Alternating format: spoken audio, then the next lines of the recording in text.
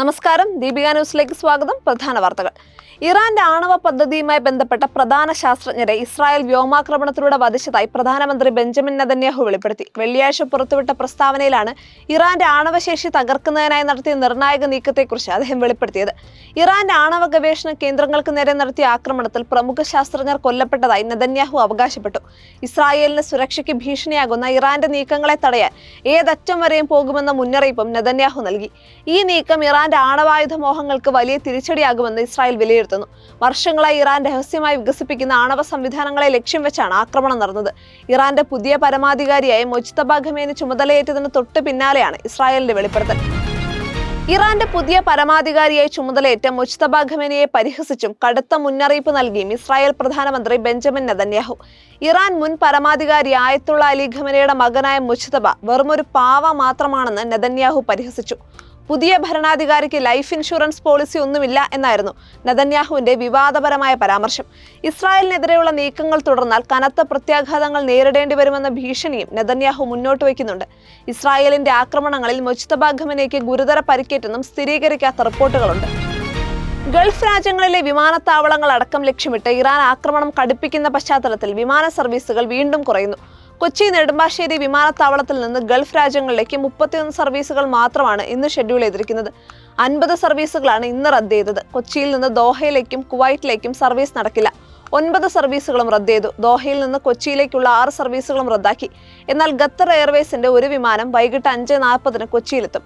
Dubai, Abu Dhabi, Sharjah, Muscat, Ras al Khaimah, Riyadh എന്നീ രാജ്യങ്ങളിലേക്കുള്ള ചുരുക്കം സർവീസുകൾ മാത്രമാണ് നടക്കുന്നത്. നിയമസഭാ തെരഞ്ഞെടുപ്പ് അടുത്തിരിക്കെ കോൺഗ്രസിൽ ഭിന്നത. ഡൽഹിയിൽ നിന്ന് അതൃപ്തനായി നാട്ടിലേക്ക് തിരിച്ച മുൻ സംസ്ഥാന അധ്യക്ഷൻ കെ സുധാകരൻ MP വൈകാരികമായ ഫേസ്ബുക്ക് പോസ്റ്റുമായി രംഗത്തെത്തി. MP മാർ നിയമസഭാ തെരഞ്ഞെടുപ്പിൽ മത്സരിക്കേണ്ടെന്ന പാർട്ടി തീരുമാനമാണ് കെ സുധാകരനെ ചൊടിപ്പിച്ചത്. കണ്ണൂർ മണ്ഡലത്തിൽ മത്സരിക്കാൻ അദ്ദേഹം താല്പര്യം പ്രകടിപ്പിച്ചിരുന്നു. തെരഞ്ഞെടുപ്പ് വിഷയങ്ങളൊന്നും സ്പർശിക്കാതെ അതിവൈകാരികമായാണ് അദ്ദേഹം ഫേസ്ബുക്കിൽ കുറിപ്പ് പങ്കുവച്ചിരിക്കുന്നത്. കണ്ണൂർ എന്നത് എൻ്റെ ഹൃദയരക്തമാണ്. കണ്ണൂരിലെ കോൺഗ്രസ് എന്നും എൻ്റെ മേൽവിലാസവുമാണ്.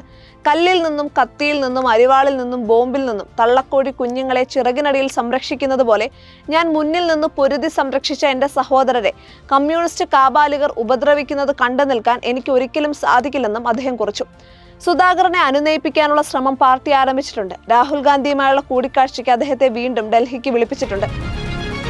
രാജ്യത്തെ LPG ക്ഷാമത്തിനിടെ തിരുവനന്തപുരം ചാലയിൽ ഗ്യാസ് മോഷണം. ആര്യശാലയിലെ VS ഹോട്ടലിൽ ഇന്ന് പുലർച്ചെയായിരുന്നു കവർച്ച. മോഷണത്തിന്റെ CCTV ദൃശ്യങ്ങൾ പുറത്തുവന്നു.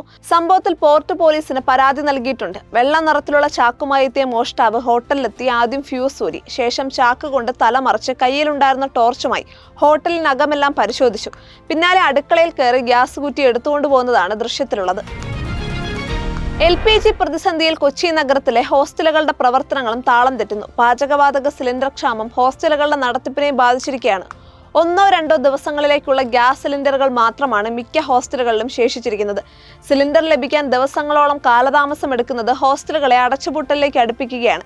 കാക്കനാട് ഇൻഫോ പാർക്കിനടുത്ത് ഒരു ഹോസ്റ്റലിൽ നിലവിൽ പ്രഭാത ഭക്ഷണം നൽകുന്നില്ല. ചില ഹോസ്റ്റലുകൾ ബ്രെഡ് ആൻഡ് ജാം, പഴങ്ങൾ, സാലഡ് എന്നീ ഭക്ഷണങ്ങളിലേക്കും ഒതുങ്ങി. സ്വന്തമായി ഭക്ഷണം പാകം ചെയ്യാവുന്ന പേയിങ് ഗസ്റ്റായി തുടരുന്ന വീടുകളിൽ ഗ്യാസ് ഉപയോഗം പരമാവധി കുറയ്ക്കാനാണ് നിർദ്ദേശം. പരീക്ഷാകാലമായതിനാൽ പല ഹോസ്റ്റലുകളിൽ നിന്നും വിദ്യാർത്ഥികൾക്ക് വീട്ടിലേക്ക് മടങ്ങാനും കഴിയാത്ത സ്ഥിതിയാണ്. വാണിജ്യ സിലിണ്ടർ കിട്ടാക്കനിയായതോടെ സ്തംഭിച്ച് രാജ്യത്തെ ഹോട്ടൽ മേഖല. കേരളത്തിൽ 40% ഹോട്ടലുകൾ അടഞ്ഞു കഴിഞ്ഞുവെന്നാണ് ഹോട്ടൽ ഉടമകളുടെ സംഘടന വ്യക്തമാക്കുന്നത്. അടയ്ക്കാത്ത ഹോട്ടലുകളിൽ മെനുവിന്റെ നീളവും കുറഞ്ഞു. കൊച്ചി മറൈൻ ഡ്രൈവിലെ അന്നപൂർണ ഹോട്ടൽ ചായയും ചെറുകടിയും മാത്രമാക്കി മെനു ചുരുക്കി. മിക്ക ഹോട്ടലുകളുടെയും സ്ഥിതി ഇതുതന്നെയാണ്.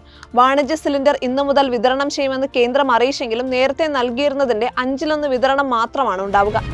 രാജ്യത്തെ ജോലി ചെയ്യുന്ന സ്ത്രീകൾക്കും വിദ്യാർത്ഥിനികൾക്കും നിർബന്ധിത ആർത്തവ അവധി അനുവദിക്കണമെന്ന ഹർജി പരിഗണിക്കാൻ സുപ്രീം കോടതി വിസമ്മതിച്ചു. ആർത്തവ അവധി നിയമപരമായി നിർബന്ധമാക്കുന്നത് തൊഴിൽ മേഖലയിൽ സ്ത്രീകൾക്ക് തിരിച്ചടി ഉണ്ടാക്കുമെന്നും തൊഴിലുടമകൾ സ്ത്രീകളെ ജോലിക്കെടുക്കാൻ മടിക്കുന്ന സാഹചര്യം സൃഷ്ടിക്കുമെന്നും കോടതി നിരീക്ഷിച്ചു. ഇത് സ്ത്രീകളുടെ കരിയർ വളർച്ചയെ പ്രതികൂലമായി ബാധിക്കും. ആർത്തവ അവധി നൽകുന്നത് സംബന്ധിച്ച തീരുമാനം സർക്കാരിന്റെ നയപരമായ കാര്യമാണെന്നും കോടതി പറഞ്ഞു. ഇക്കാര്യത്തിൽ കേന്ദ്ര വനിതാ ശിശുവികസന മന്ത്രാലയത്തോട് ഉചിതമായ നയം രൂപീകരിക്കുന്നത് പരിഗണിക്കാൻ കോടതി നിർദ്ദേശിച്ചു. ശബരിമല സ്വർണ്ണക്കൊള്ള കേസിൽ തന്ത്രി കണ്ഠര് രാജീവരുടെ ജാമ്യം റദ്ദാക്കണമെന്ന ആവശ്യവുമായി പ്രത്യേക അന്വേഷണ സംഘം കേരള ഹൈക്കോടതിയെ സമീപിച്ചു. തന്ത്രിക്കെതിരെ കൃത്യമായ തെളിവുണ്ടെന്നും വിചാരണ കോടതിയുടെ നിരീക്ഷണങ്ങൾ തെറ്റാണെന്നും ചൂണ്ടിക്കാട്ടിയാണ് SIT അപ്പീൽ നൽകിയിരിക്കുന്നത്. സ്വർണ്ണക്കൊള്ള കേസിൽ തന്ത്രിക്കെതിരെ തെളിവുകളില്ലെന്ന കൊല്ലം വിജിലൻസ് കോടതിയുടെ പരാമർശം പൂർണ്ണമായും നീക്കണമെന്ന് SIT ആവശ്യപ്പെട്ടു. കേസിൽ തന്ത്രിയുടെ പങ്കിനെക്കുറിച്ച് കൃത്യമായ സാക്ഷിമൊഴികളും രേഖകളും ഉണ്ടെന്നാണ് അന്വേഷണ സംഘത്തിന്റെ നിലപാട്. ഇതോടുകൂടി പ്രധാന വാർത്തകൾ അവസാനിച്ചു. സത്യസന്ധമായ വാർത്തകൾ അറിയാൻ ദീപിക ന്യൂസ് ഫോളോ ചെയ്യൂ.